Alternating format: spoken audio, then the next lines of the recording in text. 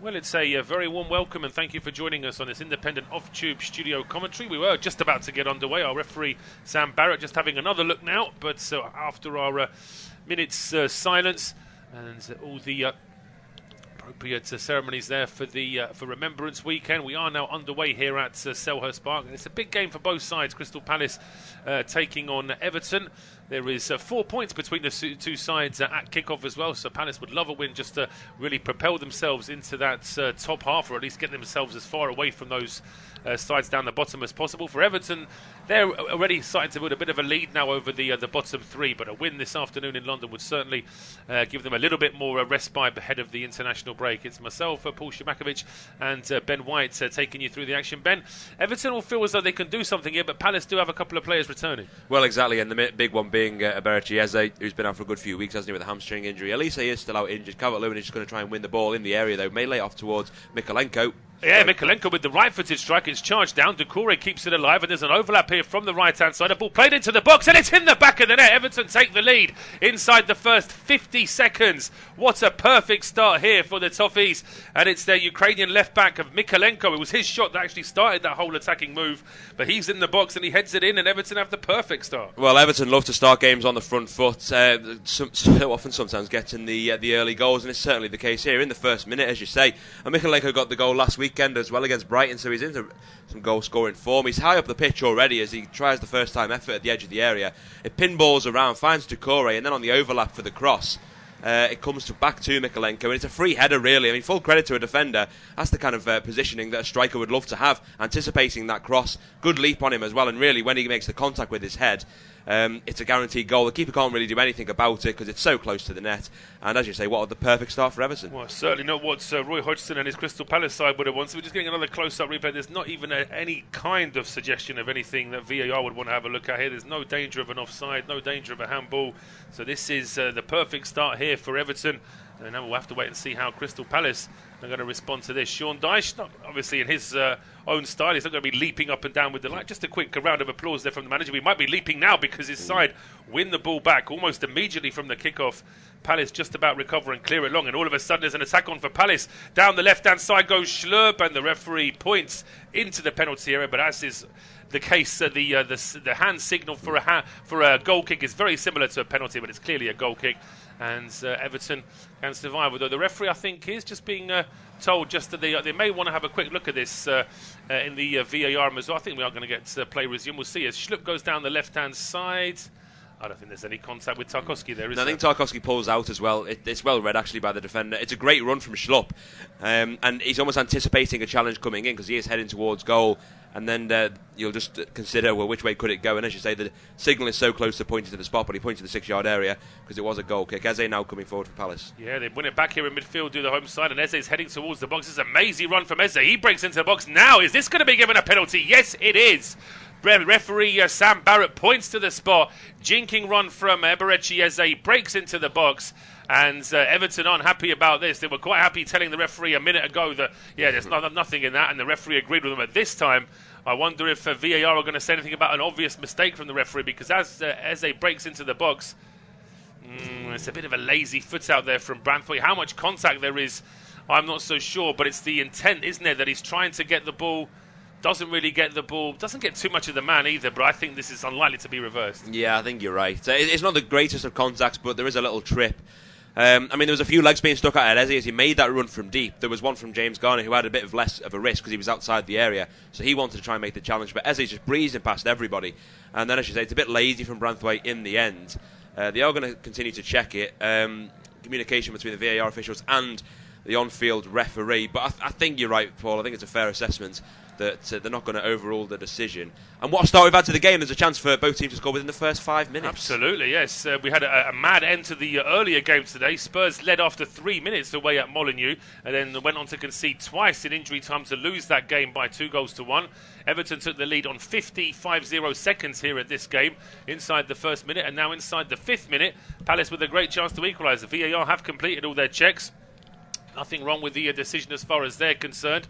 Sam Barrett can give the penalty, and Eze, the man who was brought down, steps up. It's Eze against Pickford. Little jinking run, little feint as well. Oh, he sends the keeper the wrong way. In fact, he doesn't send the keeper at all, because Pickford pretty much stays on the spot, hoping that the shot goes down the middle. Eze places it into the corner, and it's 1-1. Well, he's given Pickford the eyes there all the way from his slow run up. And boy, did Crystal Palace need Eze back. I mean, when we were just introducing this game before Everton took the lead, I was thinking that Palace would love for this to be the start of a good run, because they've had some decent results here and there. That away win at Old Trafford, but then some poor ones away from home against Newcastle. And then they finally got a victory against Burnley when they needed it most, and this could kick-start some form going forward. But Everton have some decent results on their hands as well. So we're seeing two teams that may be desperate to pick up 3 points. And from what we can see from the scoreline, both teams are going for it. They are going for it. After the international break, Palace are away to Luton, then they're away to West Ham. And then just before it gets busy over Christmas, they're at home to Bournemouth and then at home to Liverpool. So there'll be games there that Roy Hodgson would earmark as being ones where they should be winning or picking up at least a point to try and recover what's been a bit of a stop-start season for Palace. As far as Everton are concerned, it's just the one defeat in their last 5 games. That was away to Liverpool. There was some bad luck in that game as well in terms of decisions and timings of the goal as well. We can see Sean Dyche just trying to get some instructions out to his players. It was a good response from Palace to try and go on the front foot straight away after conceding, and it has paid off for them. This is often the case with games where you get 2 early goals. Sometimes that just takes the sting out of it, so let's hope that that doesn't happen here. It really has been a very lively start at Selhurst Park, as Jordan Ayew losing his footing there and was brought. Well, I thought it might be a free kick, but in fact there's a player down for each team. And for the time being, Everton are playing on, but I think because both players look in a bit of trouble here, both Doucouré and Ayew, the referees decided it is going to be just a stoppage to have them checked over. Yeah, I think it's fair to say that both still on the ground. I mean, Doucouré was, I think it was a late fitness check going into this game alongside a few other Everton players, but he does start and he's already getting involved in the thick of the action. It's a heavy touch from Ayew, and then Doucouré tries to win the ball back.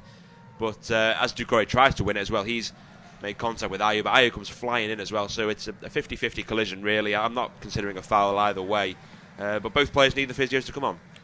They do, so Sean Dyche uses this moment just to have a quick discussion there with Ian Wone, one of his assistants, just to discuss any potential changes should this result in an injury. There are a couple of big players still missing for both sides. Cheikh Doucouré still missing for Palace, as is James Tompkins. Of course, as far as Everton are concerned, Coleman is missing, and missing Andre Gomez, and of course Dele Alli still trying to get back into some sort of form and fitness as well. Just to remind you, there are 3 other games being played. 2 other games being played. This is one of 3 being played right now. Arsenal against Burnley and Manchester United against Luton Town. Those 2 games are available on our service, well, as indeed is the late game this evening, Bournemouth against Newcastle. But just looking at that replay of the penalty incident again, there's not much in it, but it's the fact that there are feet out from Everton players and they're not winning the ball, so it makes it very difficult for both the referee and the VAR to then find a reason why there shouldn't be a penalty. Really, yeah, I mean, I was saying that there were some challenges coming on, but I don't think they were convincing at all. There were half challenges. Now Calvert-Lewin tries to chest it down, dispossessed by Mark Gahey. Everton have won a corner out of nothing, the long ball towards the target man, and it's a set-piece scenario. But it's a great run from Eze, and it just seemed that so many Everton outfielders were afraid to put a foot in, and then the one foot that does come in from Branthwaite misses the ball, and I do think it is a fair decision for a penalty. I think it's one of those that once the referee's given it, he's not going to have it reversed. I wonder if he hadn't given it, I think VAR probably would have called him over to have a look at it anyway, because there was a clumsy challenge there from Branthwaite. But Everton, as you say, with a direct approach, ball to try and get it into Calvert-Lewin, and now it's a corner kick whipped in by McNeil. Good punch away from Sam Johnston. Called up into Gareth Southgate's most recent England squad as well, of course, Johnson, as here come Palace through the middle with Eze. A bit lightweight there, really, from Palace's number 10. Loses the ball quite easily. And Doucouré almost putting his own teammate there, Tarkowski, under pressure, but it is played down the left-hand side. Palace win it back here with a long ball down the right here from Joel Ward. That will be cut out at the edge of the box by Branthwaite, going back towards his goalkeeper, Pickford. Now it's down the right-hand side, a ball launched over the top here. Good header out by Mark Guay. And it's a chance now for Everton to try and build little bits of possession inside the Crystal Palace half. It's with Ashley Young down the right-hand side. Throws it in towards Harrison. Straight out for another throw. So Young can pick up a couple of extra yards here. Goes down the right. It's held up for Ashley Young, and then he puts an early cross in himself. He was aiming for Decore, who's waiting in the box, as well as McNeil, but that one is cleared back into midfield, and looks like Eze has gone down. The referee wasn't convinced initially, but I think he has decided there is a bit of a foul there on Eze. I mean, it really isn't much in it there from James Garner, and although arguably there's a bit of contact, it's one of those where I think that Garner's a little bit annoyed that he's given a free kick away there. It's one of those, I suppose, where a team is on a break and Eze's using that momentum, and then it's like contact, he'll go down, and more often than not the referee will give it. But any time they're coming forward, the Eagles, it's through Eze. He's had a brilliant start already.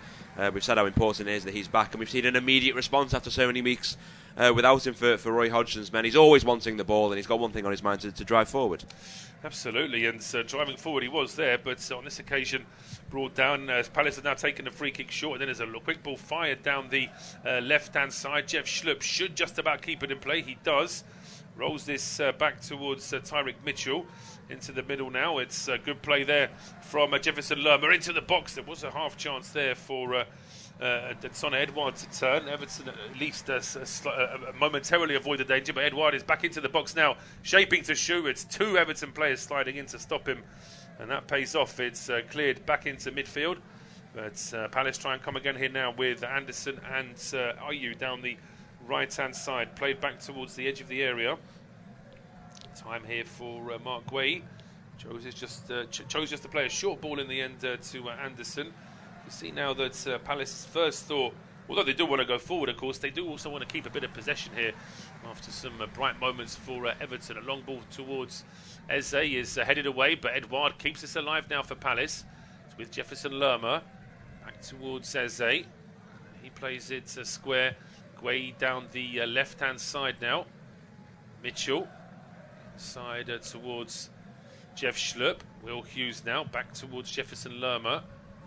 Too much pressing from Everton high up the field. They are trying to make things a little bit more congested in front of their own penalty area. And Palace are finding that because they've had a good 15-20 passes now without any interception, but they've gained no territory at all, really. And now Harrison's closing down as well to try and win that ball back for Everton. Does come off the Leeds loanee, and it is out for a throw down the left-hand side. Well, when Everton went 1-0 up, I think they would have been, whilst it is so early in the game, you've got a full match ahead of you and you've got to defend the lead, I think they would have been content in sitting back. But since conceding the equaliser, they've continued to do so anyway, which is an interesting one given how they started the game when the scores were level, and now they are level again at 1-1. They haven't really done much in going forward. Palace have had more of the ball, but in truth they haven't maybe threatened either. Edouard had a shot blocked about a minute or two ago. But there has been a slower pace to the game since then, perhaps understandable given the rip-roaring start. Yeah, it's one of those now where both sides have scored, but also both sides have conceded. So it does mean that now they're just trying to perhaps just find their way without taking as much of a risk. Because Palace would have been very frustrated with the lack of marking for the goal they conceded, and then Everton, for their part, probably could have tried to have stopped. If they're going to trip up Eze like that, they could have done it outside the penalty area, really. But of course, the hope was they would have been able to take the ball off him. But he's looking sharp since he's come back from injury. Palace is number 10. Throw on to Everton down the right-hand side. Young gets it in towards Harrison. It's headed on, and then Garner loses the ball in midfield here. And there might have been a bit of a foul there on Jefferson Lerma as well. Referee, though, not interested, Mr. Barrett. And here come Palace now down the left. It's a good ball to pick out Edouard at the edge of the area. It's got an overlap now from Mitchell. Mitchell's cross is charged down at the edge of the box by Ashley Young, and it's out for a throw to Palace. Yeah, they're getting forward a bit more though, Palace. You're trying to use the wide areas in Mitchell, who is certainly capable of that, going all the way to the byline. But I think Everton are happy to sit a bit deeper, as I've said. They can get their bodies back. It's a relatively solid back four, I'm saying this, even though they have conceded. But it works often for Sean Dyche, and we all know that sometimes he has his preferences to that style of play. But in the end, it's a throw-in for Palace that they take all the way back to their own goalkeeper. Yeah, a bit more of a cautious approach this time from the home side. And now a long ball from Johnston down the right here for Ayew. He plays it back in towards Joel Ward. Pressing here in midfield, and Palace win the ball back after having lost it momentarily. Mykolenko couldn't quite keep Everton in possession. It's back over on the left-hand side now. Guay over the halfway line into Tyrick Mitchell. Edouard at the edge of the box now, back towards Will Hughes, but this is now Eze at the edge of the area. He couldn't quite find the pass over towards Jordan Ayew, but then Joel Ward joins the attack, and he does find Jordan Ayew. The cross coming in, Ashley Young in the right place at the right time. His header doesn't get too much distance, so Palace still with the chance at the edge of the box. Will Hughes may have given a free kick away there. I thought there was a bit of a shove from the Palace man, but nothing doing, says the referee. Edouard now turns and fires towards goal. It deflects into the path of Ayew. Ayew's cross is charged down by Mykolenko. He gets it back here on the right-hand side. His cross is dinked towards the back post, and they needed that header there at the back post from captain James Tarkowski. It's out for a corner kick, but Palace, seemingly as if they've just pressed a button all of a sudden, Ben, they just suddenly seem to be putting Everton under real pressure. It was a relentless attack where every time that there was an Everton touch, it just seemed to ricochet to a Palace player. There was a few crucial interceptions. As you said, there was one where Jordan Ayew was in acres of space, and there was an interception made by Mykolenko. Had he not done that, then Ayew would have been through on goal. They tried to test the defence even further, and it's a decent ball, a teasing one to the back post, but Tarkowski was taking no chances, and he's cleared out for a corner. He has, which is going to be whipped in now by Eberechi Eze. We just go over the 15-minute mark here in this game. It is still 1-1. Eze's cross into the box isn't particularly good. It's a little bit too short. Easily dealt with at the near post. Out for a throw to Palace now, which Eze will leave here for Tyrick Mitchell. Mitchell now with the ball for Palace. Just, he's thought about a long throw, but it's not much of a wind-up here from the Palace left-back. He just gets it into Jefferson Lerma. Closed down there by Gardner and Calvert-Lewin. And it's Joel Ward now going back towards Anderson on the halfway line. Palace still doing well to keep possession here. Everton trying to flood their own half, but Edouard's dropped a bit deeper, and he gets the pass pushing forward now. Can't quite find Eze, and in actual fact, there's a nice bit of respite here for Everton, because as Edouard was being challenged there by Gardner, I should say, Gardner was fouled by the Palace man, so it will be a free kick to Everton, and they need that as a bit of a timeout, really. Oh, they really do, because every time Palace are coming forward, it does seem that it could end in a positive outlook. But it's a good interception from Garner, and Edouard, as you say, he's trying to play the pass, but in the end he just hits the boot of Garner, who has once again won it back for Everton in a dangerous area. He has, and here come Everton now with Doucouré at the edge of the box. He has options. He prefers to go out wide towards the right-hand side. Cross coming in now, a deep cross from Ashley Young, which does pick out Dwight McNeil, but because it was such a high cross coming in from so far, McNeil's sort of put all his concentration into just controlling that from a height, and he's not really put any power into it. No, and I still think his intention, in fact, is to find Calvert-Lewin, but he just gets it wrong.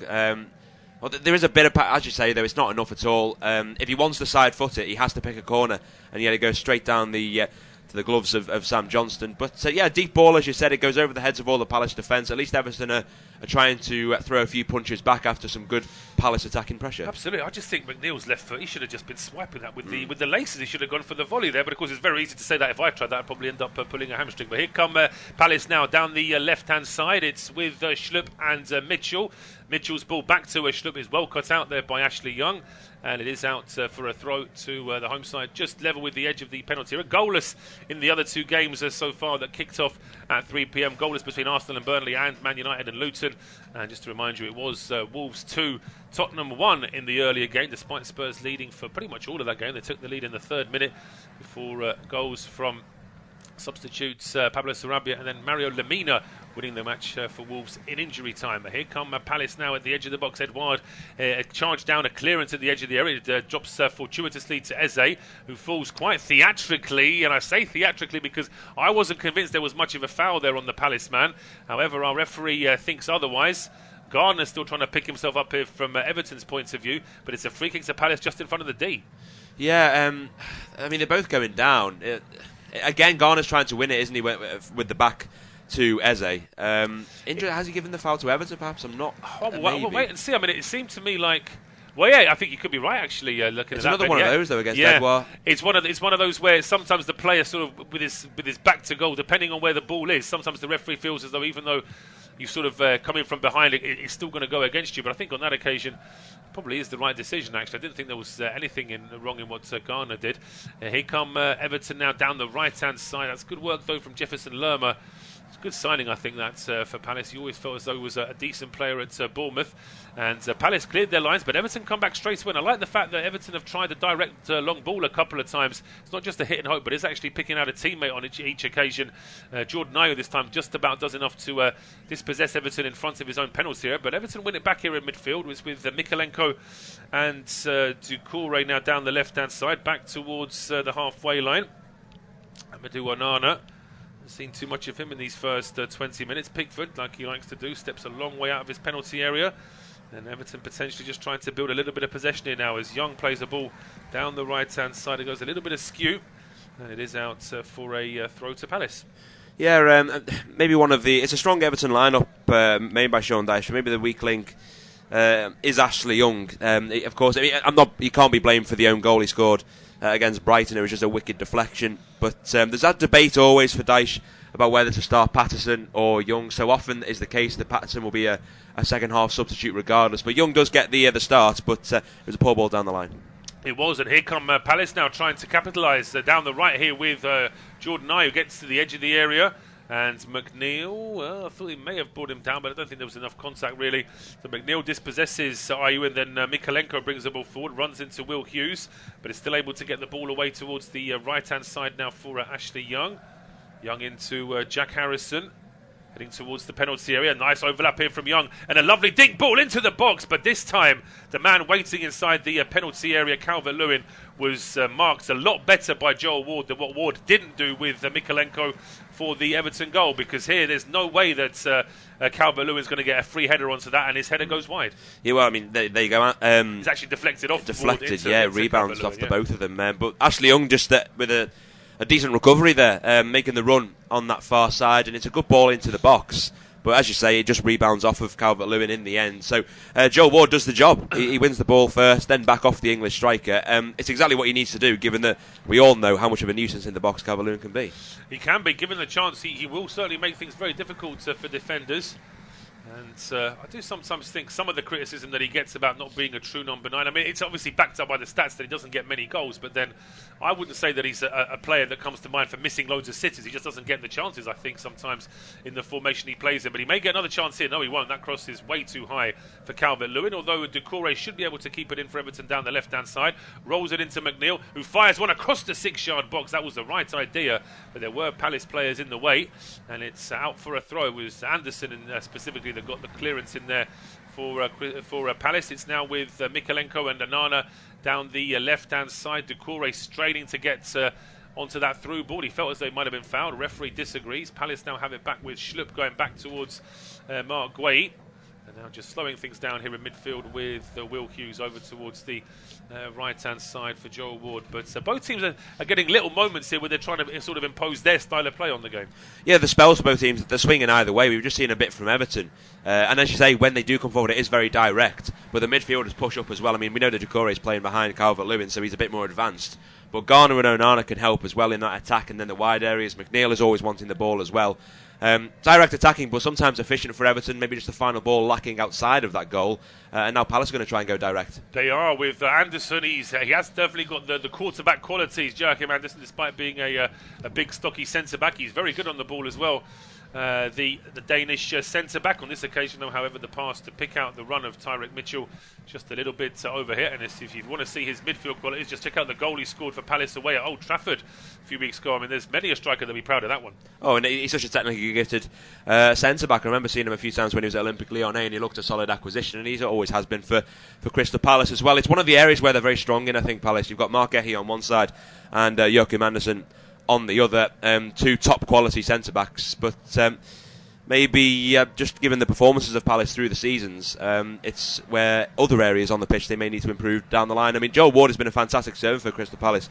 I think he's always been a great right back, but he's nearing the end of his career. And well, I think the plan was for a good couple of years now that Nathaniel Klein was going to fill that role, but Klein has found himself to be very, very injury prone. It was one of the reasons why he couldn't really make a go of it at Liverpool either. But we're over the halfway point now at Selhurst Park. 23.5 minutes gone. It is Palace 1, Everton 1, and it will be Ben to take us through to half time. Yeah, cheers, Paul. And both goals coming in the first 4 minutes. If you were to base your judgments or predictions of this game going off past statistics, you may be more inclined for a goalless draw. I'll come back to that point though, as Crystal Palace coming forward. Jefferson Lerma out now to the right hand side for Jordan Ayew, who we haven't really seen too much of in the game so far. One man that we have done is Eberechi Eze. He's on the edge of the area. Does brilliantly to get around Amadou Onana. And again, it should be a second penalty. Always given simulation. It's a big decision to be made by the referee. Eze straight on his feet to maybe plead his innocence with the referee. but the referee seemed absolutely certain there. There was no hesitation whatsoever.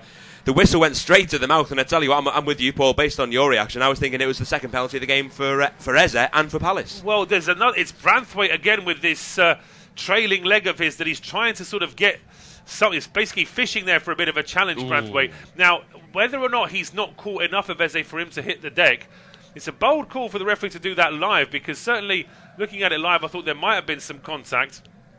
Sadly, two of the replays we've seen aren't ideal. That one I think is a little bit better, but to me it looks as though Branthwaite has made a little bit of contact there with Eze. So I'm assuming that there may still be a VAR check here just to see. As it stands, Eze has been shown the yellow card, but whether or not Sam Barrett's going to have to run over and check the monitor, that remains to be seen. Well, as you say, it's a very, very bold call. For simulations, they're always made in the moment. I don't really recall ever seeing a VAR decision where, let's say, a penalty was overruled and then you're given a yellow card for simulation. It happens live. But they are going to take a look at this. They are checking the foul. This is probably the best angle that we are going to see. Well, there is contact. There is, but the trouble is that Eze feels Branthwaite's foot, lifts his foot, and is almost making another step before he hits the deck. So there is an argument to say that whilst Branthwaite has brought him down, it's not really enough, and Eze hasn't gone down as a result of the contact. It's almost like he's seen Branthwaite thinking, "Oh right, I could win a foul here," and then he's hit the deck, and it's the unnatural fall. Players have to remember that with simulation's been an issue now for over 30 years. So referees in that time, although I remember a time where a dive wasn't even spotted by the ref, they just never knew how to distinguish between one and the other. But now they really do. And so the referee, I think, having seen that, the referee on the field gets it right, and the VAR gets it right as well. Well, in fact, I remember the introduction as well as for a retrospective ban for diving a few years ago. There's only 2 or 3 players that were eventually suspended as of that rule, and we haven't really heard of it since. One of them was Oumar Niasse for Everton at Selhurst Park against Crystal Palace, where he went down with no punishment live, but then was given a game ban afterwards. But as you say, it's a big decision to be made in the game. It's not one that you see often, where a referee gives simulation and then the VAR has to check for a potential foul. But I suppose that we hypothesised with the first foul, where the penalty was given, that there wouldn't have been enough to overrule it, and I think that's probably the case for this second one. Yeah, too. I think the referee gets it right. I think there's not enough contact between Branthwaite, and the fall of Eze is too awkward to say that was an absolute stonewall penalty. So the referee, by not giving it on the field, VAR don't really have the wiggle room to say that he's got it wrong. Palace will try and use that as motivation going forward, though, including with Eberechi Eze. Lays it back to Jordan Ayew. Joe Ward is on the overlap. Dwight McNeil scrambles back as the cross comes in, but it was near no Crystal Palace shirt and straight into just getting back to that point about the diving, I actually remember when England won a penalty in the 2002 World Cup, and Michael Owen dived to try and win that penalty. He was praised for doing something that we don't normally see in England. Well, but the South Americans have always done it, so it's about time we started to do it. And it's only really been in the last sort of 20 years that it's just become accepted that it's right across football. But of course, in the meantime, the officials have had to become more alert to it. But players make a rod for their own back. If they're going to get a reputation as being someone that goes down easily, then of course officials are going to be just that little bit more wise to it as well. And now Eze has to be careful. He's already on a yellow card.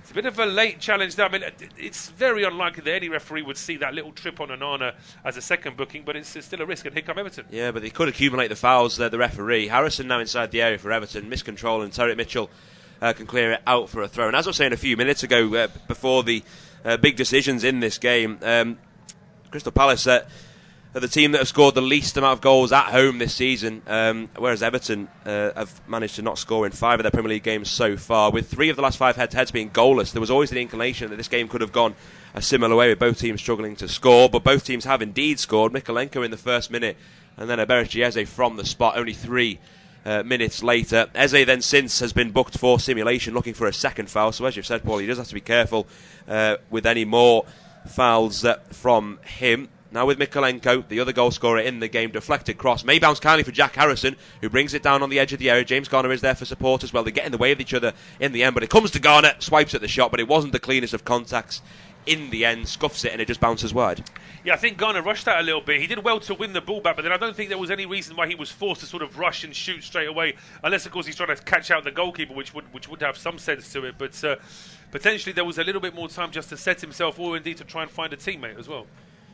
Well, I'd suggest that the action from the 3 games at the 3 o'clock have all come at Selhurst Park, because it is still goalless between both Arsenal and Burnley and Manchester United and Luton. Boy, does Erik ten Hag need 3 points there. But as it stands, they've yet to break the deadlock at home. Jarrad Branthwaite and Eze coming together once more. Eze wins it in a dangerous area inside the area. Can square it for Edouard. He just doesn't get the angles right, and Jordan Pickford will lap it up. But what a battle it has been all throughout the game, all half hour between Eze and Branthwaite. It was the two of them coming together for the penalty. It was the two of them coming together for the potential second penalty that was given a dive in the end. And Eze's been a real handful for Branthwaite. He has. I mean, as I like to say, they wouldn't be allowed in the same boxing ring, would they, in terms of the size difference between the two of them. One's very quick and technical, the other one's a lot stronger and more of a physical player. But it does make the battle between them fascinating, because obviously Eze knows he's not going to win a shoulder-to-shoulder with Branthwaite, but then Branthwaite knows that if he tries to put a challenge in, Eze is likely to be too quick for him anyway. So it's one of those that both of them have to be very careful. It's been a decent response from Crystal Palace. You really do need some points on the board at Selhurst Park. It's something they have struggled to do all season. Branthwaite just knocking it back to Pickford from the on-rushing Odsonne Edouard. Palace have only won one of their 5 home games so far this season. And Everton just about riding the challenge there of Eberechi Eze. James Tarkowski finding Ashley Young on this far side. Half an hour gone. Crystal Palace 1, Everton 1. Independent off-tube studio commentary coverage. Dwight McNeil now on the halfway line, looking forward as always. A good direct ball towards Calvert-Lewin, cut out though by Mark Gehi. So Jefferson Lerma will pick up the pieces. The free transfer from Bournemouth in the summer. Eze once more getting extra touches on the ball. Back to Jordan Ayew. Joel Ward, the 1-2 between him and Jefferson Lerma. There's been a lot of talking points in this first half, I suppose, already having the pull, and we've still only got 15 minutes to go. It's perhaps thanks to the early goals that we've still got such action left in this game. I think so. I think that it's kind of, both teams have shown themselves to be an attacking threat, and it means that there's an encouragement for both the home side and the away side to try and retake Everton retake the lead, or Palace have the lead for the first time. But it has been I was a little bit worried about this game, that this could be one of those where a lot of midfield possession and two teams cancel each other out. But because of the early goals, they've sort of both opened the door now a little bit, and they're trying to maintain that, which is great for the neutral. Schlupp back to Gehi now, back towards Joachim Andersen, once again looking for the forward passing option, sprays it out to this near flank for Eberechi Eze, under pressure from Vitaly Mykolenko and Dwight McNeil, but does brilliantly to evade the two of them. Comes at centre of the park, lay off now from Will Hughes. Another man goes down in the box. It was Odsonne Edouard. Half appeals once more. Edouard slowly getting back to his feet, but the referee didn't seem interested whatsoever. He already walked away from the action. He did, and he's been confident so far, Sam Barrett. I've not seen him doing a Premier League game before, but of course with some of our more well-known names dropping clangers every week, it's no surprise that some Football League referees are getting a promotion now to try their hands in the top league. And you've got to be confident when you're a referee, because players and indeed pundits, fans, they'll spot straight away if a referee's being influenced, or if he's being a little bit too led. But here come Palace now. It was the right idea from Will Hughes, but nobody in a Palace shirt followed his through ball into the box. Well, I've mentioned, in fact, I'll break off because we're going to see a replay of it. Did Tarkowski get the ball from that interception? I would suggest so, but it was a bit clumsy. It was. I think that it's one of those where a defender's almost forced to do something, because Tarkowski wouldn't dare leave Edouard on his own in that position, even if he's got his back to goal. But then you've got to be so careful about where you do put that foot in, because then there's always a chance that you may give a foul away. Well, where Palace have struggled at home this season, Everton have looked rather positive away from home, particularly in the capital. They've won each of the last 2 visits to London away from home against Brentford and then West Ham. They'll try and make it 3 from 3. One of the players to score in both of those was Dominic Calvert-Lewin. He'll look to continue what has been a decent return this season following 2 years plagues with long-term injuries. He's going to try and now press on Joachim Andersen on the edge of the Crystal Palace penalty area. Back to Sam Johnson. Good ball forward towards Jordan Ayew, but Everton are getting the squeeze on Palace at the moment. There's a trio of grey shirts around the Ghanaian. Does well to give it back to Joachim Andersen. The flick on was made there from Eberechi Eze. Has Edouard stayed onside? The flag that it stays down for now. What a tackle though from James Tarkowski. Are they going to bring it back for offside? I think they've maybe even given a goal kick rather than a corner. Was the last touch off of Edouard? I think the debate is if whether Eberechi Eze has flicked that on, because the ball forward from Andersen, Edouard is onside. But nevertheless, it doesn't matter, because what a tackle from Tarkowski. It's superb. I mean, that's a defender who's got confidence in his ability to make that challenge and win the ball and not give a penalty away. Because, of course, if you make a mistake and mistime that, it's an easy decision for the referee. As Tarkowski's the Everton captain, but meanwhile the Palace captain there, Joel Ward, asking a question of the referee, perhaps wanting to be sure that was checked by VAR. Well, it has to be said, whilst Everton are doing relatively well in defence, they are making a lot of risky challenges, ones that have to be made in truth Edouard was about to pull the trigger, but there's been a few legs going in towards the Palace attackers. There's already been at least 3 penalty appeals for Crystal Palace in this game. Branthwaite and Tarkowski being involved in those. This time the referee is going to award a foul to the way of Everton, as Jeffrey Schlupp was just tripping over Jack Harrison there. So perhaps a set-piece opportunity for the Toffees. It'll be either James Garner or Dwight McNeil to take this one from the far side. Roy Hodgson just looking on. I'm sure he'll have been delighted with the response from his side, because with such an early goal, Vitaly Mykolenko after 54 or 55 seconds, they did well to bounce back immediately from that. Branthwaite is up for this one. Amadou Onana, Dominic Calvert-Lewin, Abdoulaye Doucouré, James Tarkowski, all the height possibilities from this free kick. Will it be Garner? No, he'll leave it for Dwight McNeil. A high in-swinging ball to the back post, headed towards goal by Tarkowski. May come back towards the former Burnley man. Can he keep it in? He can't, but in the end, Joel Ward has cleared it. What has that gone out for? I think a throw-in. I think it is out for a throw, just right by the corner flag. The fact that quite a few of Everton players are backing away now, so they're not obviously hopeful of winning this ball back again from this throw-on. But yeah, good little spell of pressure here from Everton. Ball now played back towards McNeil. Yeah, they tried to utilise the set pieces, Everton, but in the end, with the set piece leading to a throw-in, the throw-in has gone all the way back to Jordan Pickford, who is a good 40 yards or so out of his area as he looks for options inside the Palace 18-yard box. One of them being Calvert-Lewin, who couldn't chest it down. It goes back to the opposite England goalkeeper, Sam Johnston, who gives it away just like Pickford did, and now Dwight McNeil will pick it up for Everton. A few quick passes between Mykolenko, Garner and McNeil. Doucouré makes the run down the line. Pass blocked, though, by Joel Ward. Did McNeil keep that in? I think he did. Ball played in field for Amadou Onana. Now, good possession for Everton, maybe when they need it most, but there are still 9 minutes of this action-packed first 45 to go. Just a point on the two managers, incidentally. The personal head-to-head record between the two of them. Sean Dyche is unbeaten in the most recent of the 5 meetings, won 3 and drawn 2 of those, as the cross comes in from Jack Harrison, but straight into the hands of Sam Johnson. In all of those 5 head-to-heads as well, Sean Dyche has managed a clean sheet in each, but he doesn't have it today. He doesn't, but that is a great stat to say that he's managed to get 5 clean sheets in their last 5 meetings. That really is a very impressive stat. But as you say, that was put pay very early in this game, and I'm impressed with the pace. So we're not getting too many clear-cut chances, but it's still an engaging match to watch because both teams are trying to go forward. They're not being too slow. Just as I say that, Palace have given them the ball away cheaply there after Edouard coming back from an offside position to get involved in a bit of midfield possession. But I think both managers can take some heart from this. Their team is up for it. It's just a case of channeling it in the right way now. Well, it certainly opens up for, I'm already considering it's a half-time, but it does certainly open up a positive second half, because the game could really go either way. Incidentally, Michael Olise is on the bench now after an injury himself, so if he was to come on, there's more attacking power there. Mateus França, the young Brazilian Mateta, as well, being some options for Crystal Palace. Free kick taken by Everton. They did take some centre-backs up for that free kick, but it was cleared out by Palace. Back to Ashley Young for Everton. Some positive attackers on the bench as well. Danjuma, Beto, Yusuf Shamiti, the youngster as well. So the intensity of the game could continue throughout the full 90, but we'll be hoping for more action in this first half as we do enter into the final 7 or so minutes. Everton keeping the squeeze on Crystal Palace inside their defensive final third at the moment. It's going to come the way of Jack Harrison on the far touchline. Back now towards James Garner. Amadou Onana is in acres of space in the middle and does receive the ball before giving it out to Jarrad Branthwaite, right to left for Everton, as they now find Mykolenko on this side. Dwight McNeil back for Amadou Onana. The pivot really in Everton's shape. He's always available for the short option, for finding the passes ahead of him. Now to James Garner again. Onana is in some space, but Everton are desperate to find a forward ball. They get it now with Doucouré inside, or rather in between the midfield and defence. Now towards Dwight McNeil. They've got Doucouré and Calvert-Lewin in the box. If Dwight McNeil can find them, it's a poor ball with no height on it. An easy clearance there for Joachim Andersen, but Everton will retrieve it again. Back now towards McNeil. Can he get a better delivery? And he floats it towards Jack Harrison, maybe more intended for Calvert-Lewin, but it didn't reach the number 9.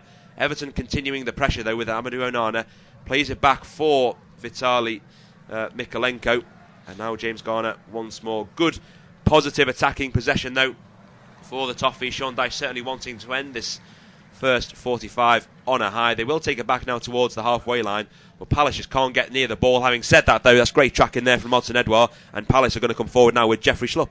They are going to come forward, Jeffrey Slip. There's a man brought down in the middle there. I thought there might have been a push from Will Hughes on Onana, but referee says play on, and here come Palace now into the box. Yeah, the referee will play on. Edouard on the edge of the area. He's got Eberechi Eze there for support. Onana tries to get the tackle in. Doucouré does get the tackle in after the Malian track back, and he's going to get the ball now with acres of space to run into with those long legs. Cuts inside of Eze, but it's a heavy touch in the end, and it's an easy retrieval for Tyrrell Mitchell. Ball forward for Jeffrey Schlupp. Odsonne Edouard makes the run forward, but Schlupp is hounded back into his own half. Good interception there from Dwight McNeil, and now he's got some space to run into. He's got Calvert-Lewin ahead of him. He can find the number 9 instead. Dwight McNeil wanted to go on his own, and he would have taken something special to get beyond Jefferson Lerma and Joachim Andersen. Perhaps he was hoping for a foul, but really, if anything, he was just totally snuffed out. He was, yeah. There wasn't too much in that really for him, and it would have been very frustrating. We see Sean Dyche just trying to get some instructions out to his players as well. 5 minutes to go until half-time. Palace just starting to see a little bit more of the ball again in the last few minutes, and that last counter might have just worried Dyche as well. Yeah, any attack for either team really could end in a goal. That's not to say there's been big opportunities since the 2 goals, but both teams capable of having that creative ability to unlock defences. Will it come with Jordan Ayew on this occasion? 41st minute. Likewise in the other 2 3:00 games in the 41st minute, but no goals. I'm sure Vincent Kompany will be delighted with the first half that he's seen from his side so far, keeping Mikel Arteta's men at bay, who are of course looking for a response after their controversial away defeat against Newcastle last weekend. Now with Jefferson Lerma inside the Everton half, sprays it out wide for Tyrrell Mitchell. He's got Jack Harrison there and Ashley Young for Kompany, so he'll have to play it back towards Mark Gehi, who may even have to go further beyond for Sam Johnston inside the Palace half. But a good spell of possession for the Eagles, trying to slow the game down. Maybe they want to be in control. After all, they are the home team, but they have struggled this season at Selhurst Park. That ball from Anderson just trickles out of play after some brilliant shepherding of the ball from, of all people, Jack Harrison. Jack Harrison coming back to track back in defence. He's not had too many opportunities to shine up front, so he needed to help his side out in defence there just to try and arrest that last Palace move. And so this has been good from Everton. They've soaked up the last few minutes with Palace seeing a bit more of the ball. They certainly have. I'm sure they would have been preferring, after that early goal, to try and keep the clean sheet. There will have been frustration to give away such an early penalty. But prior to that, there was another decision when Jeffrey Schlupp made that run into the box. I'm not saying that was a penalty, but the alarm bells were already ringing. I suppose Palace wanted to immediately get back on that front foot, and they certainly did with getting that early equaliser. Dwight McNeil now plays it towards Abdoulaye Doucouré in line with the 18-yard box towards this near corner flag. He's one-on-one with Joel Wardis. McNeil tries to always get it on his left foot for an early delivery. Instead can play it to the edge of the area. That's a lazy flick on there, though, from Abdoulaye Doucouré. There was no Everton player there. He was a blind pass, really, in a promising position, and instead now Odsonne Edouard can try and come forward, but that's again a great tackle from the experienced James Tarkowski, bringing the ball once more forward for Everton. Now with Amadou Onana looking for options ahead of him, but just plays it short towards Ashley Young. Very narrow back four at the moment for Everton, but will find width in the form of Vitaly Mykolenko, but it's an overcooked pass by James Garner, so a throw-in for Crystal Palace inside their own half. An interesting 15-minute interval perhaps for both managers. There'll be certainly a lot of positives to take from the game. Both of them maybe having a lack of concentration, a lapse of it rather, in the early stages, but since then it's open for a rather tense game in the sense of that it could go either way. It could go either way. I think that just as I say that, though, Eze with the ball over the top potentially for Edouard, who he almost beats Pickford to it. Pickford there using his body without using his arms, and then maybe a late offside anyway. Yeah, I think it was offside in the end, but Pickford was taking no chances, and as you say, he's done well to keep his hands down because he was outside the area, the England number one, and just got his body in the way as Odsonne Edouard tried to get beyond. He's maybe a yard offside from Tarkowski on that far side, but once again it's Eze. He gets the ball, he's looking forward, and it's a well-intended chip over the Everton defence. It was just really more down to the poorly timed run from Edouard. It was, as I say, if he had just stayed in line and potentially, well, if he had stayed in line and Pickford rushing off, maybe I actually got to the ball a split second sooner anyway. But this is promising from Palace. They can see that Everton are trying to play out as well, which means that Everton are leaving that defensive line quite high, so Palace are trying to exploit that. I'm now with Abdoulaye Doucouré in the 18-yard area. Dwight McNeil tried to send him over the top, but Palace can clear it. Once more again from Anderson as Mykolenko tries to send it back into the box, and then he just gets his hands over the back of Jordan Ayew. So it's a free kick for Palace. Dwight McNeil just tries to run away with the ball to prevent the quick free kick being taken. Ayew always so instrumental, really, in Palace attacks. He's one of the more experienced players for Roy Hodgson's men. Roy Hodgson just can't believe that the wasn't further punishment there for Mykolenko, but I don't really think Jordan Ayew was going anywhere there. He had his back to Jordan Pickford's goal, way deep inside the own Palace half. So much so that they do take it short, all the way back towards Sam Johnston. A half of a press from Dominic Calvert-Lewin, so Johnson has to just send it into the air and straight out for an Everton throw-in. They made a bit of a meal of it, that free kick did Crystal Palace. There's 30 seconds left of the initial 45. I would suggest there may be a few minutes, given there was 2 VAR interventions, and Everton will try and get an early ball into the box. Now towards Calvert-Lewin, it's cleared out only as far as James Garner. He goes down looking for a foul on the edge of the area. Will he get it? Based on his reaction, I don't think he's going to. It has been cleared out for an Everton throw-in, however. But once more, Everton, they tried to start the game on the front foot. They're trying to end the first half on the same manner. Well, they are, and James Garner is asking the same question that Sean Dyche was asking there to our fourth official, Anthony Taylor. How is that not a foul? Because he feels as though it's obvious, as though there was contact there. But Sean Dyche and James Garner will have to get aware that it's not been given, and it's 5 minutes of injury time. Well, yeah, I said a few minutes. I didn't expect 5. But plenty of chance for either team to try and take the lead before the interval. Everton take the throw-in on the far corner short, but they give it away so easily, and Schlupp will try and come forward now. Everton desperate to bring him down. Has he run out of play, however? I think he has. Going back to that potential foul, it was Garner and Eze coming together again. They've had a few altercations, the two of them, where Garner has made a tackle and then Eze has fouled him. It's been a good battle, really, and it's always through Eberechi Eze, particularly against Branthwaite and James Garner. He has been a handful, to say the least, to try and be a threat against the Toffees. It just shows the importance of Palace's number 10 and how it's the perfect time, or maybe the perfect scenario would be that he never got injured in the first place. But it's been a few weeks and he's back firing on all cylinders. It should be the case as well that Elise will be back starting games soon. He is on the bench. Will we see him in the second 45? Perhaps if Crystal Palace need to try and go for it, they'll take the risk and bring on their number 7. Everton will send it long towards Calvert-Lewin, who hasn't had too many touches in the game so far, and he won't get one there as he's just got his hands over Mark Gehi, and it'll be a free kick for Crystal Palace. Arsenal have just taken the lead in additional time of the first 45 against Burnley. It's Leandro Trossard, thanks to a Bukayo Saka assist. So that goal coming in maybe at the perfect time for Mikel Arteta's men. There's just been a yellow card brandished in our game as well at Selhurst Park. It's gone the way of Abdoulaye Doucouré. I would suggest perhaps for having a few too many words to say to the referee. Yes, I think that's probably just because of the way that he's had a few goes at the referee now throughout this first half, and he would have been frustrated with that decision. It's almost throwing the ball away as well. Does make me laugh sometimes that kicking the ball away a couple of yards and getting into that much trouble. There's a ball now into the box here for Palace.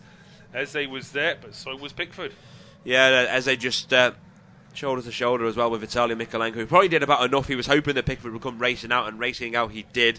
Sends it short for Tarkowski. We're about halfway through the 5 additional first half minutes. Everton trying to come forward down the line with Mykolenko.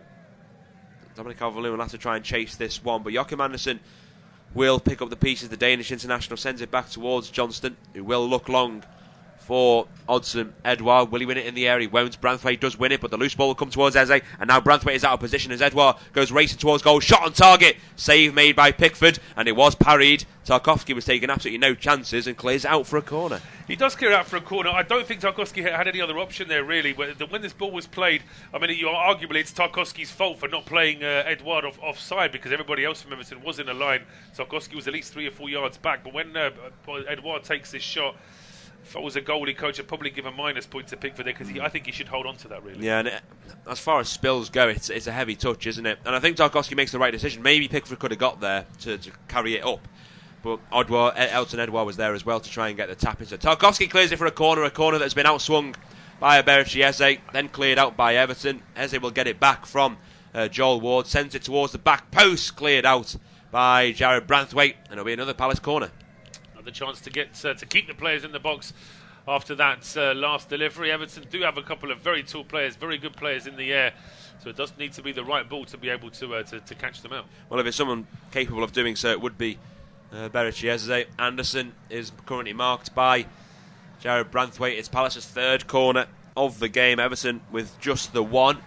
And it'll be an in-swinger from the Palace number 10. Eze sends it into the area, but that's an easy claim by Jordan Pickford. I think in the end the foul was given, though, for the push on Jarrad Branthwaite. Just the 1 minute to go then of the 5 minutes awarded. I think it was Anderson who had his shirt a hold of Branthwaite, and then in the end Gehi comes along as well and just brings down the former Carlisle United defender. The other two 3 o'clock kickoffs are at half-time. Arsenal 1, Burnley 0, and still Man United 0, Luton Town 0. What a result that could be for Rob Edwards after a very positive game against Liverpool last weekend at Kenilworth Road. Unfortunate not to come away with the 3 points, but a valuable point nonetheless. And could they back that up with another draw away from home at Old Trafford? Vitaly Mykolenko inside the Crystal Palace half, plays it back towards Dwight McNeil, now towards James Garner. Tarkowski may just send this long for one possible final opportunity for the Toffees. First time ball into the box from Vitaly Mykolenko, but that goes out for a goal kick, and I would suspect the referee will blow for the half-time whistle, and he certainly will. Well, we got both goals in the first 4 minutes. 50 seconds for Vitaly Mykolenko to give the Toffees the lead, but then a penalty from Eberechi Eze, and it led to a very exciting game from the start. It remains to be an interesting second 45 to come. Crystal Palace 1, Everton 1.